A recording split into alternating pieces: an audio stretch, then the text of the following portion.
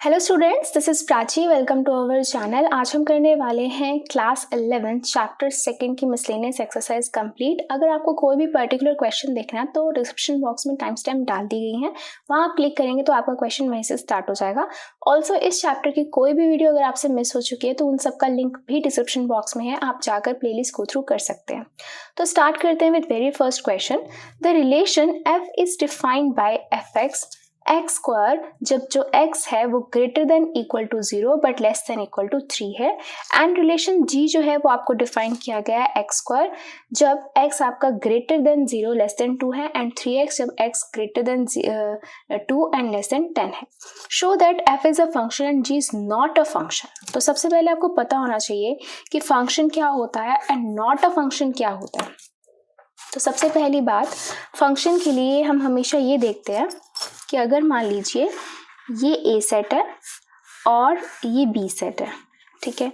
मान लो यहाँ पे 1 2 3 है और यहाँ पर ए बी सी है। 1 की इमेज ए, 2 की इमेज बी, 3 की इमेज सी है। यानी कि पहली कंडीशन होती है फंक्शन के लिए, एवरी एलिमेंट ऑफ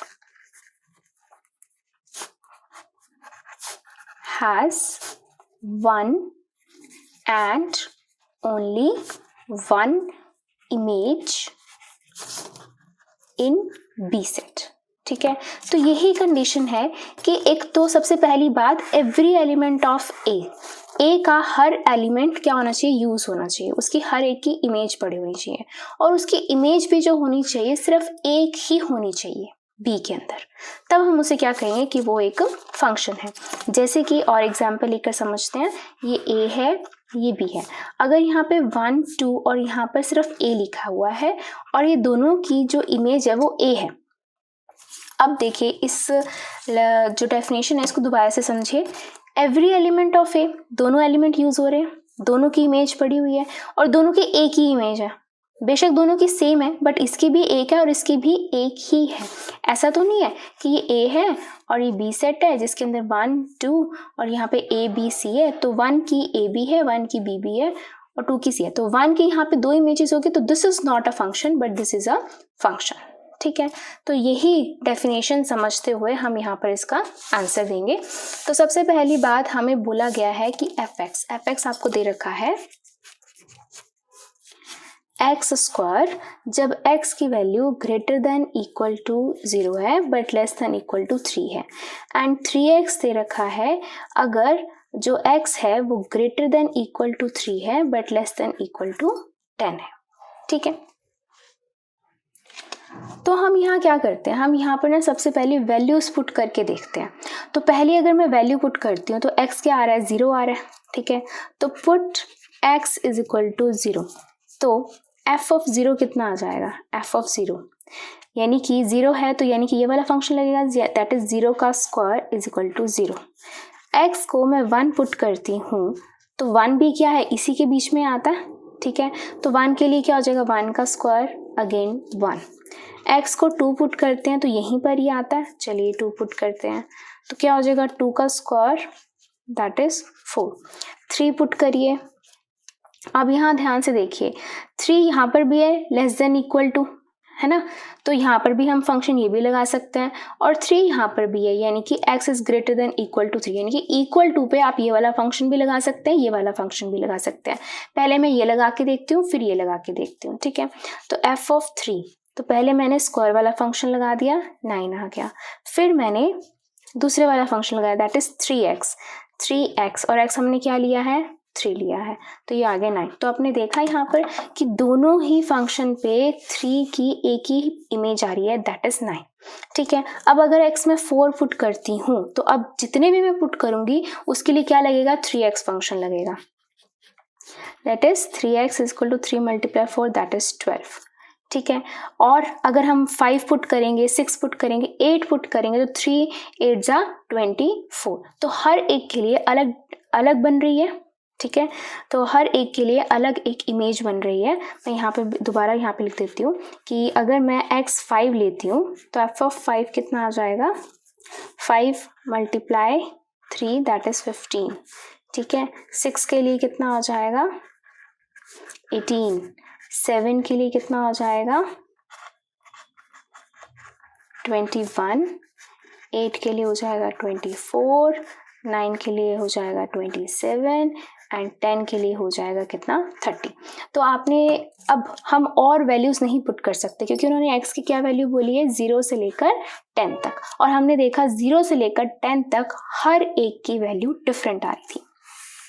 तो अगर मैं इसका ऐसे बनाने की कोशिश करती हूँ एरो डायग्राम, तो क्या बनेगा, तो x की कितनी वैल्यूज हमने पुट करी हैं 0 से लेकर 10, तो 0 1 2 3 4 5 6 7 8 9 10, ठीक है। और सबकी क्या क्या वैल्यू आई है, 0 की वैल्यू आई 0, 1 की 1, 2 की 4, 3 की 9, ठीक है, 4 की 12, 15, 18, 21, 24, 27 एंड 30। तो सबकी एक यूनिक इमेज आई। तो क्या लिखेंगे, एवरी एलिमेंट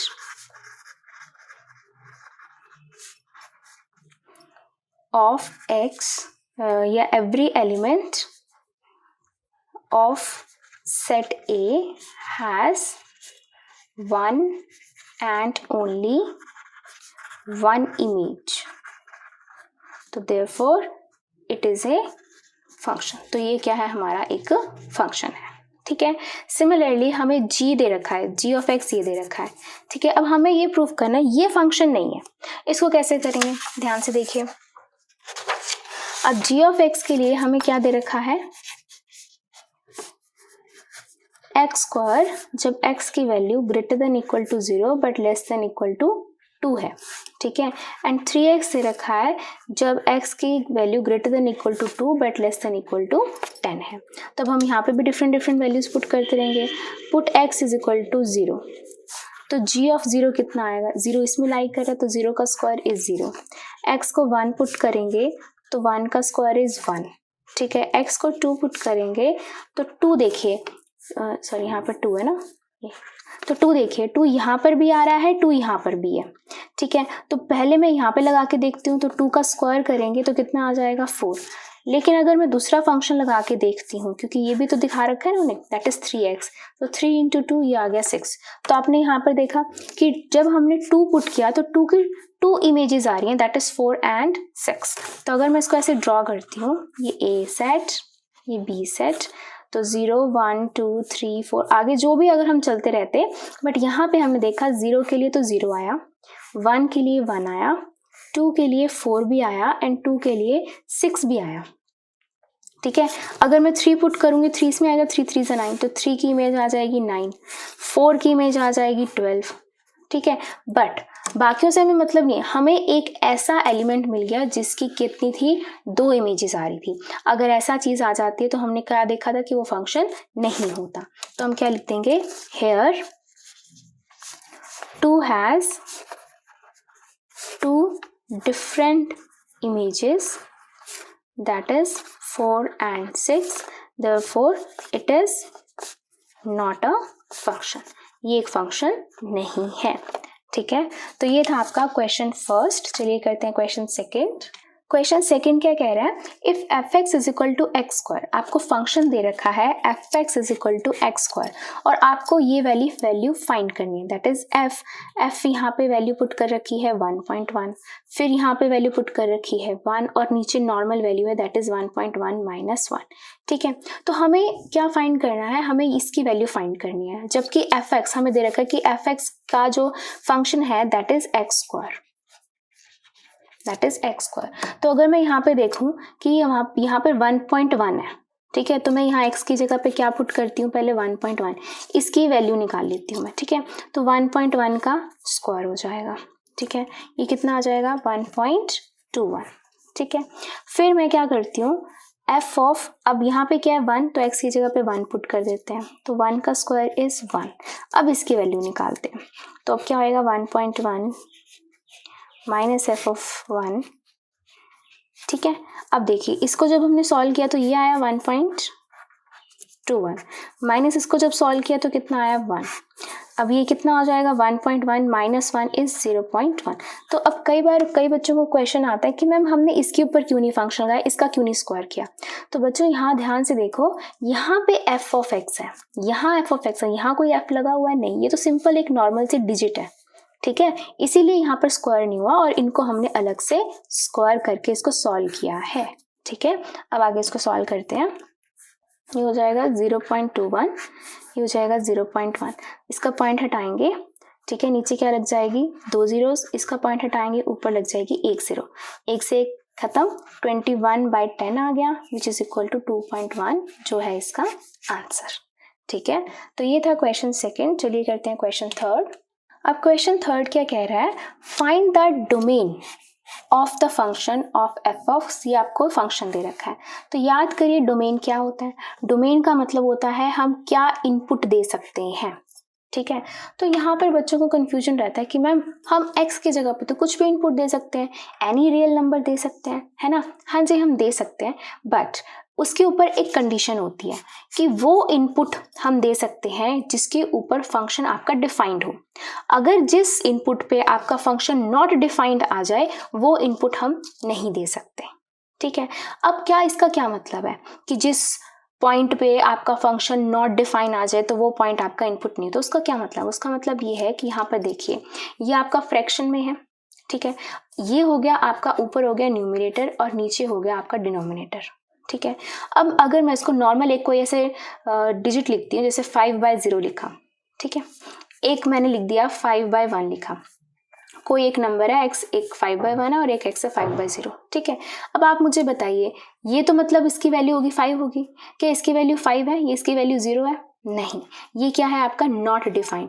कभी भी किसी भी डिजिट के नीचे डिनोमिनेटर में अगर 0 आ जाता है that is a not defined number, ठीक है। तो इन शॉर्ट अगर मैं इस फंक्शन की बात करती हूँ, अगर इसका डिनोमिनेटर मेरा 0 आ जाता है तो उस पॉइंट पर ये फंक्शन मेरा क्या हो जाएगा, नॉट डिफाइंड हो जाएगा।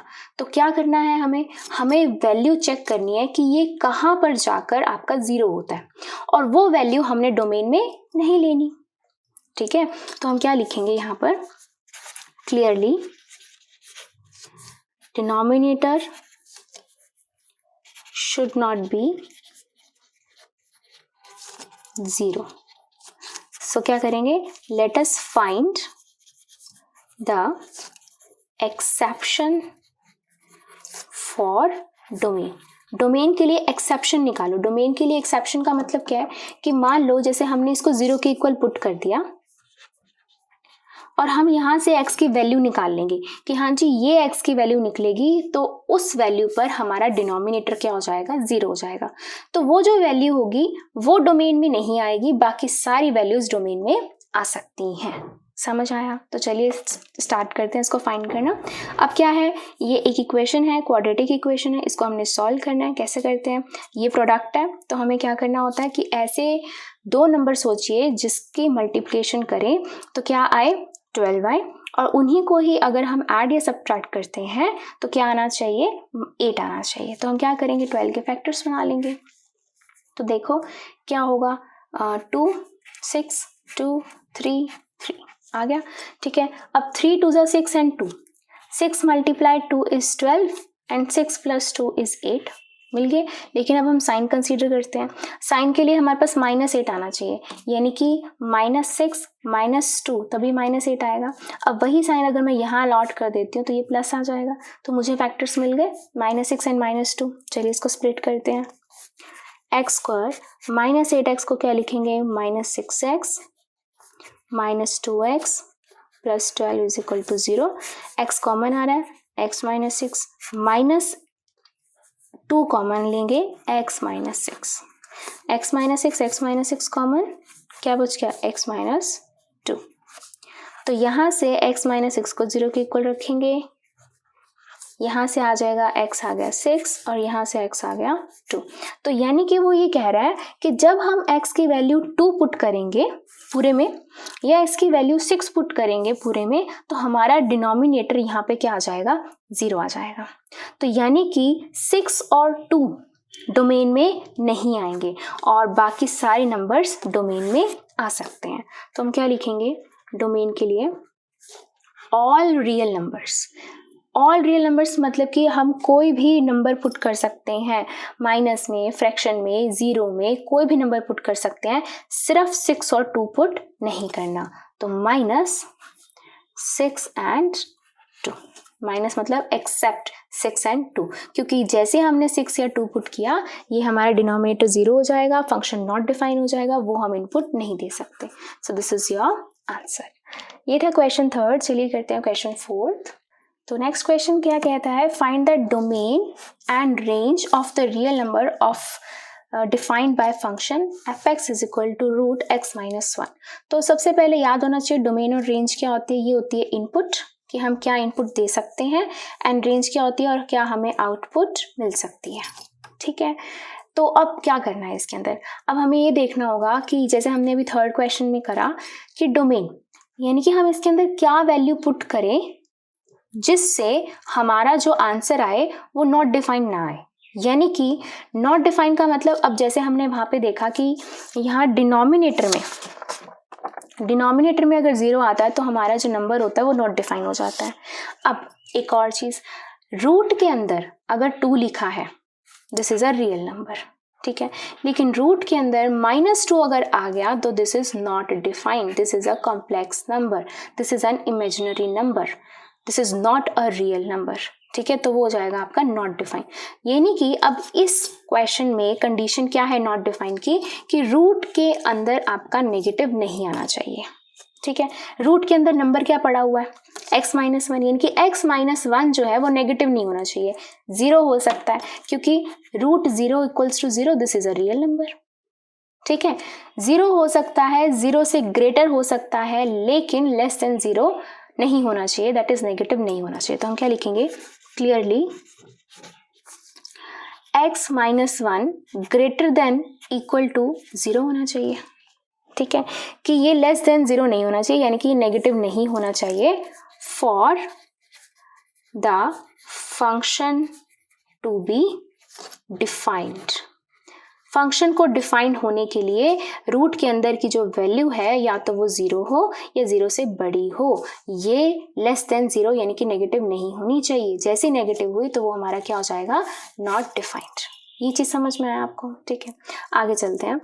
अब देखिए x minus 1 is greater than equal to 0, ये हमें समझ में आ गया। ठीक है, अगर मैं x की वैल्यू निकालूं तो x की वैल्यू क्या निकलेगी, -1 इधर चला जाएगा, ये आ गया आपके पास। ठीक है, तो अब ये क्या है, अब ये कह रहे हैं कि जो x है ना वो मेरा या तो 1 की इक्वल हो या 1 से ग्रेटर हो। ठीक है, अगर 1 की इक्वल होगा तो 1 माइनस 1 इज 0, तो 0 इज अ रियल नंबर। 1 से ग्रेटर होगा यानी कि 1.1 भी हो, चाहे 2 हो, चाहे 3 हो, चाहे 4 हो, ये नंबर क्या आएगा, पॉजिटिव आएगा। तो यानी कि यहाँ से हमें डोमेन मिल गया। डोमेन यानी कि इनपुट, जैसे मेरे को x की वैल्यू मिली मुझे डोमेन मिल गया। डोमेन क्या मिला मुझे, 1 हो सकता है, तो यहाँ पे सॉलिड ब्रैकेट लगाएंगे, सॉलिड ब्रैकेट का मतलब 1 इज इंक्लूडेड। ठीक है, कहाँ तक जा सकता है, ग्रेटर देन 1, ग्रेटर देन 1 तो मतलब जहां मर्जी इन्फिनिटी तक लेकर जाओ। ठीक है, तो क्या हो गया, इन्फिनिटी, और इन्फिनिटी की क्या लगता है, अपर ब्रैकेट। तो ये मिल गया मुझे डोमेन। अब क्या चाहिए मुझे, रेंज चाहिए। तो रेंज के लिए मुझे डिफरेंट यहाँ पे वैल्यूज अब पुट करनी पड़ेगी और चेक करना पड़ेगा कि क्या रेंज आती है। ठीक है, तो चलिए शुरू करते हैं। पहले तो हम पुट करेंगे x को 1, क्योंकि डोमेन हमारी इनपुट हमारी 1 से शुरू हो रही है, तो put x is equal to 1। f of 1 is equal to क्या आ जाएगा, root 1 minus 1 root 0, that is 0। x को 2 पुट करेंगे, f of 2 minus 1 is 1। x को 3 पुट करेंगे, f ऑफ 3 माइनस 1 रूट 2। तो आप यहाँ पे देख सकते होगे कि जैसे ही मैंने 1 पुट करा उससे आगे कोई भी नंबर में पुट कर रही हूँ, 1000 में पुट कर देती हूँ, तो f ऑफ 1000 कितना आ जाएगा, रूट 1000 माइनस 1 इज रूट 999। तो जो भी वैल्यू पुट कर रही हूँ मैं, क्या आ रही है, सारी की सारी पॉजिटिव आ रही है। और पहली पे क्या आ रही थी, 0, यानी कि रेंज मेरी शुरुआत कहाँ से हो रही है, 0 से शुरुआत हो रही है, और बाकी सारी की सारी पॉजिटिव दूर तक जा सकती हैं वैल्यूज, है ना। तो यानी कि यहाँ से मुझे रेंज क्या मिली, रेंज मिली मुझे 0। पहली बात 0 इंक्लूड है, दैट्स वाई यहाँ पे लग गई सॉलिड ब्रैकेट। और कहाँ तक जा रही, इन्फिनिटी तक, दूर तक, कहीं मर्जी तक जा सकते हैं, क्योंकि इनपुट भी तो हम बहुत दूर तक पुट कर सकते हैं, तो हमारी आउटपुट भी बहुत दूर तक आएगी। So this is the range. ठीक है, तो ये था आपका क्वेश्चन 4। चलिए करते हैं क्वेश्चन 5। अब क्वेश्चन 5 क्या कह रहा है, find the domain and range of the real function defined by fx is equal to modulus x minus 1। तो आपको फंक्शन अब इस बार दे रखा है x minus 1 is a function. अब इसके लिए इनपुट एंड आउटपुट फाइंड करनी है आपको। ठीक है, तो अब देखिए यहाँ पे इनपुट क्या होती है कि हम कोई भी वैल्यू हम पुट करें, सिर्फ वो वैल्यू पुट नहीं करनी जहाँ पे हमारा फंक्शन क्या हो, नॉट डिफाइंड हो। अब नॉट डिफाइंड के लिए हमने देख लिया कि डिनोमिनेटर 0 नहीं होना चाहिए। अब यहाँ पे डिनोमिनेटर तो है ही नहीं, तो वो उससे कोई लेना देना नहीं है। फिर दूसरी क्या कंडीशन देखी थी, रूट के अंदर नेगेटिव नहीं होना चाहिए। यहाँ पे रूट भी नहीं है तो वो वाली कंडीशन भी नहीं है, यानी कि यहाँ पर कोई ऐसी कंडीशन है ही नहीं कि जहाँ पे मेरा जो फंक्शन है वो नॉट डिफाइन हो जाए। दैट मीन्स मैं डोमेन में कोई भी वैल्यू पुट कर सकती हूँ and it is a real function, तो any real value can be put. तो क्या लिखेंगे हम यहाँ पे, डोमेन क्या आ गया आपका, set of all real numbers, यानी कि मैं कुछ भी यहाँ पर वैल्यू पुट कर सकती हूँ। ठीक है, अच्छा अब कुछ भी वैल्यू का मतलब क्या है कि मैं 0 भी पुट करके देखती हूँ, माइनस भी और पॉजिटिव भी, फिर देखती हूँ कि आउटपुट क्या आती है मेरी। ठीक है, तो शुरुआत करते हैं। सबसे पहले पुट करते हैं 0। ठीक है, तो f ऑफ 0 कितना आ जाएगा, मॉडुलस 0 माइनस 1 एंड मॉड से बाहर आते ही माइनस क्या हो जाता है, प्लस हो जाता है। ठीक है, फिर put x is equal to 1 put कर लेते हैं, तो f of 1 minus 1 modulus 0 that is 0। Okay, फिर पुट 2 करके देखिए, f ऑफ 2, तो 2 माइनस 1 इज 1, तो ये आ गया 1। 3 पुट करके देखिए, f of 3 minus 1 is modulus 2 that is 2। ठीक है, हमने 0 पुट कर लिया, हमने पॉजिटिव पुट कर लिया, अब हम नेगेटिव पुट करके देखते हैं। तो put x is equal to -1। ठीक है, तो ये हो गया -1 -2 मॉड से बाहर आते ही +2। अरे जब हम 0 पुट कर रहे थे तो भी पॉजिटिव वैल्यू आ रही थी, है ना, और जब हम पॉजिटिव पुट कर रहे थे तो भी पॉजिटिव आ रही थी एंड 0 भी आ रही थी। जब हम नेगेटिव वैल्यू इनपुट दे रहे हैं तो भी आउटपुट हमें क्या मिल रही है, पॉजिटिव मिल रही है। कोई और वैल्यू पुट कर लो, 1000 पुट कर लो या फिर 100 पुट कर लो, -100 पुट करो, तो क्या आएगा, -100 मॉडुलस -100 -1, तो ये हो गया -101, तो बाहर आते ही 101, ये तो पॉजिटिव हो गया। यानी कि हमारी आउटपुट यानी कि रेंज हमें क्या मिल रही है, 0। तो क्या लिख देंगे हम, सॉलिड ब्रैकेट 0 कॉमा, कहाँ तक जा रहे हैं, सारे पॉजिटिव है, यानी कि ये क्या हो गए, इन्फिनिटी तक जा रहे हैं ये सारे पॉजिटिव। तो अब हम इसको क्या कह सकते हैं, इसको हम ये कह सकते हैं कि set of all non negative real numbers. ठीक है, तो हम ये लिख सकते हैं set of all non negative real numbers. तो ऑल नॉन नेगेटिव का मतलब क्या, सारे के सारे पॉजिटिव हैं, बट नॉन नेगेटिव के अंदर 0 भी इंक्लूड होता है आपका। ठीक है, तो हम आंसर मैच करने के लिए एनसीईआरटी से तो हम ये लिख सकते हैं, अदरवाइज ये भी आपका बिल्कुल करेक्ट है। तो ये था आपका क्वेश्चन 5। चलिए करते हैं क्वेश्चन 6। तो अब क्वेश्चन 6 क्या कह रहा है, लेट f जो फंक्शन आपको दे रखा है वो दे रखा है x, x² बाय 1 + x²। अब ये क्या होता है, ये होता है आपका x और ये क्या होता है y, यानी कि दिस इज योर इनपुट और ये क्या होती है, आउटपुट होती है। इस तरीके से करते हैं ना, ये A सेट होता है, ये B सेट होता है, इसमें हम इनपुट देते रहते हैं और यहाँ पे हमें आउटपुट मिलते रहते हैं। This is x, this is y, यानी कि जो भी इनपुट दे रहे हैं वो x है, जो भी आउटपुट हमें मिल रहे हैं दोज आर y's। ठीक है, तो ये हो गया x, ये इनपुट दी और हमें इसको सॉल्व करके ये मिल गई हमें आउटपुट। ठीक है, अब ये x जो है वो रियल नंबर से बिलोंग करता है। Real number you know very well, positive, negative, 0, fraction, any number. Be a function from real to real, determine the range of f। अब हमें रेंज निकालनी है। रेंज का मतलब क्या है कि आउटपुट हमें क्या मिलेगी, इनपुट तो हमें पता है, यानी कि डोमेन तो हमें पता है।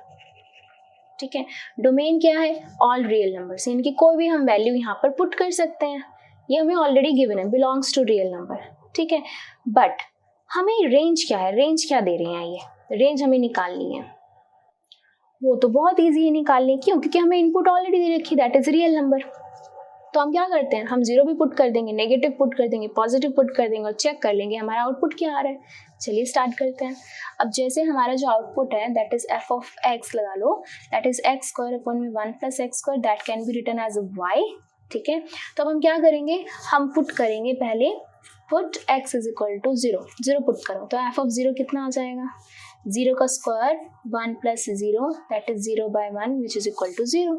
ठीक है, x को अगर मैं 1 पुट करती हूँ तो 1 में क्या आएगा, 1 अपॉन में 1 प्लस 1 का स्क्वायर, 1 का स्क्वायर इज अगेन 1, ये हो गया 1/2, 1/2 कैन बी रिटन एज 0.5। फिर 2 पुट कर दीजिए तो ये हो गया 2 का स्क्वायर 1 प्लस 2 का स्क्वायर, दिस इज 4 अपॉन में 5 which can be written as 0.8। ठीक है, ऐसे ही अगर मैं नेगेटिव नंबर पुट करती हूँ तो चलो नेगेटिव नंबर पुट करते हैं, put x is equal to -3। ठीक है, ओके, तो f ऑफ -3 कितना हो जाएगा, -3 का स्क्वायर 1 प्लस -3 का स्क्वायर, दिस इज 9 अपॉन में 1 प्लस 9 अपॉन में 10 विच इज इक्वल टू 0.9। ठीक है, सिमिलरली अगर मैं यहाँ पर put x is equal to बहुत बड़ा नंबर ले लेती हूँ, 100 ले लेती हूँ, तो क्या आएगा, 100 का स्क्वायर 1 प्लस 100 का स्क्वायर, ये हो गया 10,000, 1 प्लस 10,000 इक्वल्स टू 10,000 अपॉन में ये कैन बी रिटन एज 0.99। ठीक है, तो इन सब से हमने क्या कंक्लूजन निकाला, हमने ये देखा कि जब हम 0 पुट कर रहे थे तो हमें 0 मिला, जब हम पॉजिटिव नंबर पुट कर रहे थे तो हमें पॉजिटिव मिले, जब हम नेगेटिव नंबर पुट कर रहे थे तब हमें नेगेटिव ना मिलके तब भी हमें पॉजिटिव मिला। क्यों?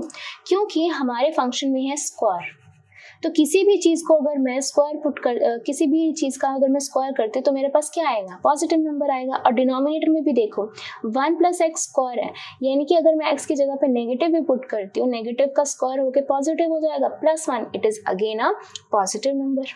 ठीक है, तो एक चीज़ मुझे पता चली कि जो रेंज है मेरी वो 0 भी आ रही है और पॉजिटिव भी आ रही है। ठीक है, तो अब यहाँ पे कई बच्चे गलती से क्या लिख देंगे कि मैम जो रेंज है वो क्या है, 0 to ∞ है। क्यों? क्योंकि पॉजिटिव आ रही है, बट दिस इज रॉन्ग। इसको दोबारा ध्यान से देखिए, पिछले वाले हमने क्वेश्चन में हमने इन्फिनिटी क्यों लिखा था, क्योंकि हमारी जो वैल्यूज थी वो बहुत दूर दूर तक भी जा रही थी, है ना, बड़ी वैल्यू पुट करे तो बड़ी वैल्यू भी आ रही थी, लेकिन जब मैंने यहाँ पे बड़ी वैल्यू पुट करी तब भी क्या आ रहा था, 0.99 आ रहा था।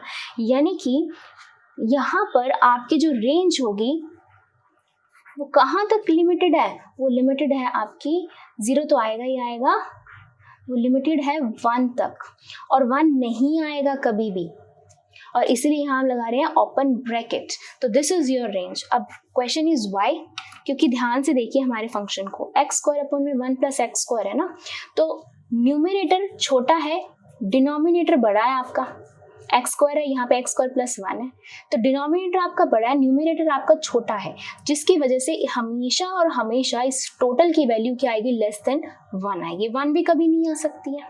समझ आया? क्यों? क्योंकि यहाँ पर हमारा न्यूमरेटर छोटा है डिनोमिनेटर से, ये चीज़ ध्यान देंगे हम। ठीक है, तो ये था आपका क्वेश्चन नंबर 6। चलिए करते हैं क्वेश्चन नंबर 7। क्वेश्चन नंबर 7 क्या कह रहा है कि लेट f एंड g जो real numbers to real number है उनको हमने कैसे डिफाइन किया है, f(x) है x+1, g(x) है 2x - 3। आपको फाइंड करना है इनका एडिशन, सब्ट्रैक्शन एंड डिवीजन। कोई बात नहीं, ये तो बहुत सिंपल होते हैं क्वेश्चंस, तो करते हैं इसको। तो हमें f(x) दे रखा है x+1, g(x) दे रखा है हमें 2x - 3। अब हमें सबसे पहले इनका एडिशन करना है, f(g(x), तो क्या करेंगे, इन दोनों को हम प्लस कर देंगे। ठीक है, तो ये कितना आ जाएगा, x + 2x 3x, 1 - 3 तो -2। ठीक है, अब नेक्स्ट देखिए, अब हमें क्या चाहिए, सब्ट्रैक्शन चाहिए, तो f of -g(x), तो f है पहले, तो पहले लिख देंगे माइनस। अब माइनस के लिए क्या लग जाएगा, ब्रैकेट, ताकि बाहर निकल के क्या हो जाए, साइन चेंज हो जाए, -2x -3, तो ये हो जाएगा आपका x - x is -x, 1 + 3 is +4। ये आ गया। अब क्या चाहिए, डिवीजन चाहिए। तो f of g of x is, ऊपर हम लिख देंगे एफ वाला फंक्शन, नीचे हम लिख देंगे जी वाला फंक्शन। तो ये आ गया आंसर हमारा, ठीक है। लेकिन जब कभी भी हम ऐसे डिनोमिनेटर में लिखते हैं तो हम यहाँ पर एक वैल्यू बताते हैं कि यहाँ पर x की ये वैल्यू नहीं होनी चाहिए। कौन सी वैल्यू, जिस वैल्यू पर हमारा डिनोमिनेटर जीरो हो जाए। यानी कि अगर मैं यहाँ पे ये डिनोमिनेटर अगर मेरा जीरो होता है तो x की वैल्यू क्या आएगी मेरे पास 3/2। यानी कि x को अगर मैं यहाँ 3/2 पुट करती हूँ तो उस वैल्यू पर जो मेरा डिनोमिनेटर है वो जीरो हो जाएगा। तो इसीलिए मैं यहाँ पे मेंशन कर देती हूँ कि जो x है वो 3/2 के इक्वल नहीं होगा, ठीक है। जैसे ही वो 3/2 के इक्वल हो जाएगा वो तो नॉट डिफाइंड फंक्शन हो गया, लेकिन हमें तो डिफाइंड फंक्शन चाहिए। तो मैंने यहाँ पर कंडीशन बता दी कि x is not equal to 3/2। तो ये था आपका आंसर, ये था आपका क्वेश्चन नंबर 7। चलिए करते हैं क्वेश्चन नंबर 8। क्वेश्चन नंबर 8 क्या कह रहा है, लेट एफ अब आपको रोस्टर फॉर्म में दे रखा है, यानी कि ये है आपकी इनपुट, ये है आउटपुट, ये एक्स है, ये वाई है, input output input output input output, इस तरीके से है, ठीक है। फ्रॉम जेड टू जेड, यानी कि इंटीजर टू इंटीजर, आप देख सकते हैं सारे इंटीजर ही हैं, ठीक है। डिफाइंड बाय, अब इन्होंने एक फंक्शन हमें दे दिया कि ये हम इनपुट ये देकर आउटपुट हमें ये कैसे मिली है, इस फंक्शन से मिली है। इस फंक्शन में ये वैल्यूज पुट कर करके हमें मिला, ठीक है। और हमें फाइंड करनी है value of a and b, ठीक है। ए एंड बी की वैल्यू फाइंड करनी है। तो हम सबसे पहले फंक्शन को लिखते हैं, f of x is equal to a x plus b, ठीक है। एफ ऑफ एक्स क्या होता है, आउटपुट दैट इज वाई, तो हम इसको ऐसे लिख सकते हैं y equals to a x plus b, है ना। तो अब देखिए यहाँ पे हमें एक्स वाई के तो बहुत सारी वैल्यूज दे रखी है, तो मैं पहली वैल्यू पुट करती हूँ। पहले हमें क्या दे रखा है 1 1, यानी कि x भी 1 है y भी 1 है, तो y की जगह 1 पुट कर दो और x की जगह पे भी 1 पुट कर दो। क्या मिल गया, a plus b equals to 1, ये हमें फर्स्ट इक्वेशन मिल गई। अब सेकंड पुट करके देखो 2 3 है, ये x है ये y है। अब इसी इक्वेशन में x y की वैल्यू पुट करके देखो, ये हो गया 3a, x की जगह पर 2 प्लस b, तो ये हो जाएगा 3 is equal to 2a plus b। तो ये क्या मिल गई मेरे को, सेकेंड इक्वेशन। तो देखिए बाकी दोनों की वैल्यू पुट करने की जरूरत ही नहीं पड़ी। जैसे ही 2 इक्वेशन मिलेगी हम क्या सॉल्व कर सकते हैं, हम अलजेब्रिक इक्वेशंस को सॉल्व करने के मेथड लगा सकते हैं। कौन से होते हैं, एलिमिनेशन, क्रॉस मल्टीप्लिकेशन, सब्स्टिट्यूशन, कोई भी मेथड होता तो हम क्या लगाते हैं, अपना favourite elimination, by elimination method. अब क्या होता है एलिमिनेशन मेथड, दोनों इक्वेशंस को एक बार लिख दो, 2a plus b equals to 3, a plus b equals to 1। लिखने के बाद हम क्या देखते हैं कि दोनों के कोफिशिएंट क्या हो, दोनों में से किसी एक का कोफिशिएंट सेम हो। जैसे कि अगर यहाँ 2a है यहाँ a है, कोई बात नहीं, लेकिन यहाँ पर b है और यहाँ पर b है, दोनों का कोफिशिएंट 1 1 है, तो ऑलरेडी इनका कोफिशिएंट इक्वल है। फिर क्या करते हैं, हम सब्ट्रैक्ट करते हैं। तो सब्ट्रैक्ट के लिए क्या लगाएंगे, पॉजिटिव नेगेटिव नेगेटिव नेगेटिव। इससे क्या होगा, 2a minus a is a plus b minus b cancel, 3 minus 1 is 2, a की वैल्यू आ गई 2। Now put the value of a, चाहे फर्स्ट में चाहे सेकंड में, तो मैं यहाँ पे पुट कर रही हूँ। a की वैल्यू 2 निकाली है हमने, 1 माइनस 2 ये हो जाएगा -1। b की वैल्यू कितनी आ गई आपके पास, -1। यही हमें फाइंड करना था, determine the value of a and b। तो ये रहा a एंड ये रहा b, ठीक है। तो ये था क्वेश्चन 8। चलिए करते हैं क्वेश्चन 9। क्वेश्चन 9 क्या कह रहा है, let R be a relation from natural number to natural number and defined by, relation क्या दे रखा है कि 2 नंबर्स उठाओ सच दैट दोनों के दोनों नेचुरल नंबर से बिलोंग करे and a equals to b square, कि पहला नंबर इक्वल हो सेकेंड नंबर के स्क्वायर के, ठीक है। तो आर द फॉलोइंग ट्रू, क्या ये जो वैल्यूज हैं ये ट्रू हैं, ठीक है। तो एग्जाम्पल लेते रहेंगे और हम सॉल्व करते रहेंगे। तो सबसे पहले हमें दे रखी है a belongs to relation for all a belongs to natural number, यानी कि a मतलब कि कोई एक ही एलिमेंट उठाओ नेचुरल नंबर का और उसी के ऊपर ये रिलेशन लगाओ, ठीक है। तो चलो स्टार्ट करते हैं। सबसे पहले हम ले लेते हैं लेट a इक्वल्स टू 2 ले लेते हैं, ठीक है। तो क्या होगा, 2 जो है वो बिलोंग करता है मेरे रिलेशन से, ये मुझे चेक करना है, बट जो 2 है वो मेरा नेचुरल नंबर से जरूर बिलोंग करता है, ठीक है। Now let us check a equals to a square है या नहीं है, क्योंकि ए पे रिलेशन लगाना ना, और रिलेशन क्या है हमारा ए इक्वल्स टू बी स्क्वायर है, और हमें क्या लगाना है ए पे, यानी कि ए इक्वल्स टू बी स्क्वायर। तो चलो चेक करो, ए तो ये हो गया, ठीक है, और ए स्क्वायर यानी कि 2 का स्क्वायर, तो क्या ये दोनों इक्वल हैं? 2 इज नॉट इक्वल टू 4, ये इक्वल नहीं है। तो यहाँ हम लिखेंगे a is not equal to a square, या ऊपर लिख देंगे हम लेट अस चेक, ठीक है। और फिर हमने देखा ये इसके इक्वल नहीं है, तो therefore it is not true, therefore relation is not true for a equals to a square, ठीक है। अब सेकंड चेक करते हैं। सेकंड में बोला है कि अगर मान लो ए बी जो है वो रिलेशन से बिलोंग करता है, तो हमें चेक करना है कि वो बी ए बी रिलेशन से बिलोंग करता है या नहीं करता है, ठीक है। तो ओके चेक करते हैं। तो सबसे पहले हम कोई एक ऐसा सेट ले लेंगे जो a equals to b square से बिलोंग करता हो, जैसे कि for example let a equals to 4, ठीक है, एंड b इक्वल्स टू 2, ये दोनों नेचुरल नंबर से बिलोंग करते हैं, एंड ये क्या हो रहा है a इक्वल्स टू, अगर b स्क्वायर लिखती हूँ तो a इज 4 एंड b का square is again 4, that means a b जो है वो मेरा रिलेशन से बिलोंग कर रहा है, ठीक है। अब हमें चेक करना है, लेट अस चेक कि दैट इज बी ए भी है, क्या वो रिलेशन से बिलोंग करता है या नहीं करता है।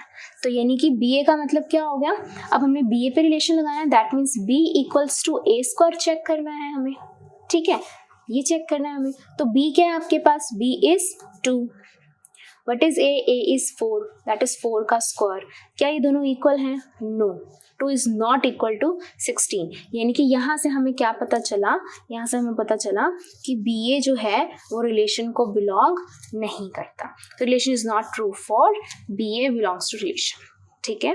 तो ये तो हमने मान लिया, लेकिन इसका उल्टा इसके अंदर पॉसिबल नहीं हो पाया, डज नॉट बिलोंग टू, ये बिलोंग टू, ये डज नॉट बिलोंग टू, ठीक है, ओके।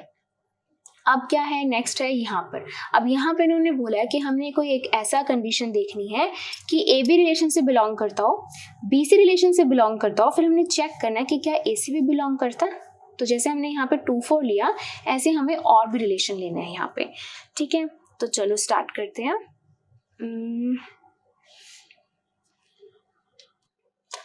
तो इसके लिए हम मान लेते हैं a को 16 मान लेते हैं, b को मान लेते हैं 4, ठीक है, जो दोनों के दोनों नेचुरल नंबर से बिलोंग करते हैं।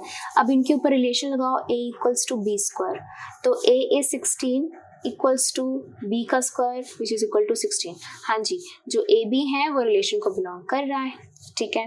अब हम बी सी भी हमें चाहिए, तो अब हमने b तो 4 मान ही रखा है, c को हम मान लेते हैं 2 जो नेचुरल नंबर से बिलोंग करता है। तो अब बी सी पे अगर हम रिलेशन लगाते हैं तो क्या हो जाएगा, b equals to c square, तो b is 4, c square that is 2 का square which is equal to 4, ठीक है। तो ये दोनों भी इक्वल हो रहे हैं, दैट मीन्स बी सी भी जो है वो रिलेशन को बिलोंग कर रहा है।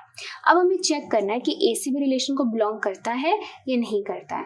Now a is 16 and c कितना है, 2 है। अब ए सी पे चेक करना है, ए सी पे, तो ए सी पे लगाओ रिलेशन, क्या लगेगा, a equals to c square लगेगा, ठीक है। लेट अस चेक कर रहे हैं हम, a equals to c square, a is 16, c क्या है 2, क्या ये दोनों इक्वल हैं? No, 16 is not equal to 4, that is मतलब क्या हुआ कि ac जो है वो रिलेशन को बिलोंग नहीं कर रहा है, ठीक है।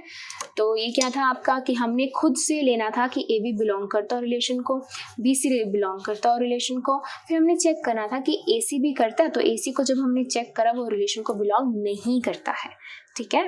तो ये था आपका क्वेश्चन 9। चलिए करते हैं क्वेश्चन 10।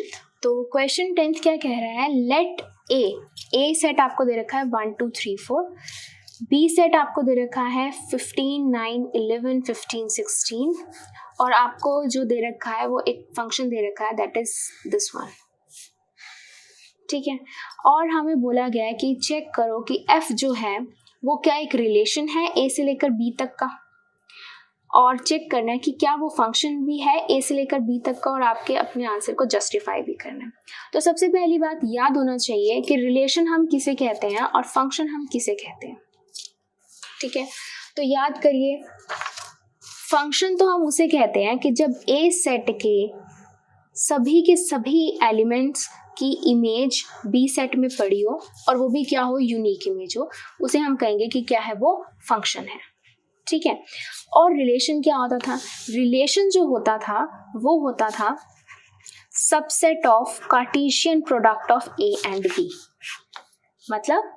मतलब कि अगर ए सेट मान लीजिए आपका 1 2 है और बी सेट है मान लीजिए ए बी, तो हम जब इसका कार्टेशियन प्रोडक्ट करते थे, कार्टेशियन प्रोडक्ट का मतलब क्या होता है, 1 को ए के साथ भी लिखो, बी के साथ भी लिखो, तो 1a 1b, फिर 2 को ए के साथ भी लिखो, 2 को बी के साथ भी लिखो, 2a 2b।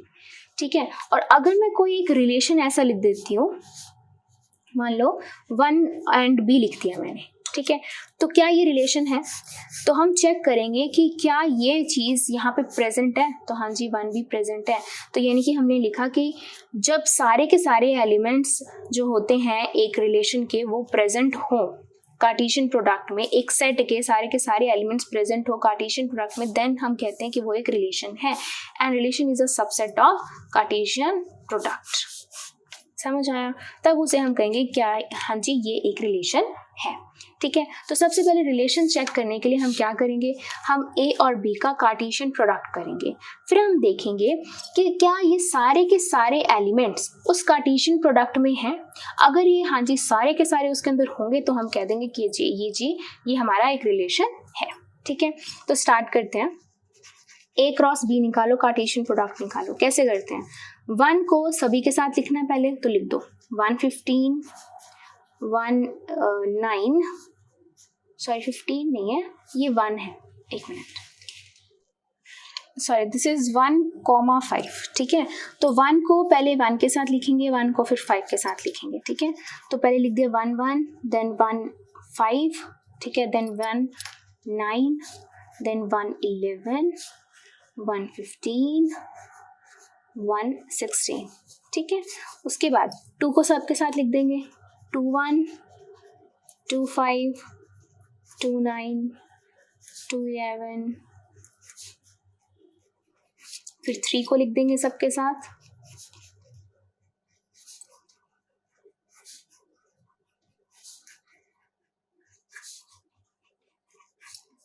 फिर 4 को लिख देंगे सबके साथ,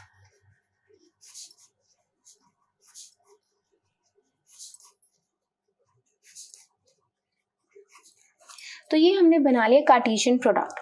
अब हमारे पास फंक्शन क्या दे रखा है, वो हमें दे रखा है 1 5 2 9 3 1 4 5 एंड 2 11। तो हमने चेक करना है कि ये जो 5 एलिमेंट हमें दे रखे हैं वो यहाँ पर प्रेजेंट हैं या नहीं है। तो चलिए ढूंढते हैं, 1 5 1 5 मिल गया, 2 9 2 9 ये भी मिल गया, 3 1 3 1 भी मिल गया, 4 5 4 5 भी मिल गया, 2 11 2 11 ये भी मिल गया। अरे सारे के सारे एलिमेंट्स इसके यहाँ पे प्रेजेंट है, तो हम क्या लिखेंगे, हाँ जी कि ये क्या एक रिलेशन है।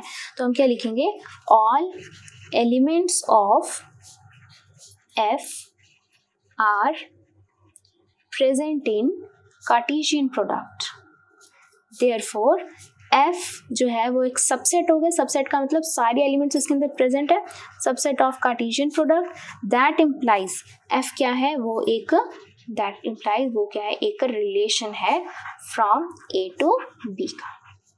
तो ये हमने क्या कर दिया, बता भी दिया रिलेशन है और जस्टिफाई भी कर दिया हमने अपने आंसर को। ठीक है, अब करते हैं इसका सेकेंड पार्ट। सेकेंड पार्ट के लिए हमें चाहिए कि क्या ये फंक्शन है या नहीं है। ठीक है, तो ये फंक्शन देखना है हमें। तो सबसे पहले मैं लिख लेती हूँ, ये ए है ये बी है, तो ए सेट ये होता है, ऐसे लिख लेते हैं हम, बी सेट हम ऐसे लिख लेते हैं। ठीक है, this is 1 2 3 4 and b set में क्या है, 1 5 9 11 15 एंड 16। अब इनकी इमेजेस दिखते हैं, 1 की है 5 के साथ, 2 की है 9 के साथ, 3 की है 1 के साथ, 4 की है 5 के साथ, ठीक है। अच्छा, एंड 2 की 11 के साथ भी है, 2 की है 11 के साथ, ओके। तो अब हमने ये देख लिया। अब इसको ध्यान से देखिए क्या ये फंक्शन है या नहीं है। फंक्शन की डेफिनेशन क्या कहती है? पहली बात कि सारे के सारे ए एलिमेंट्स की इमेज पड़ी होनी चाहिए। हाँ जी, चारों के चारों एलिमेंट्स की इमेजेस पड़ी हुई हैं। दूसरी बात, सभी के सभी एलिमेंट्स की 1 इमेज होनी चाहिए, यूनिक इमेज होनी चाहिए।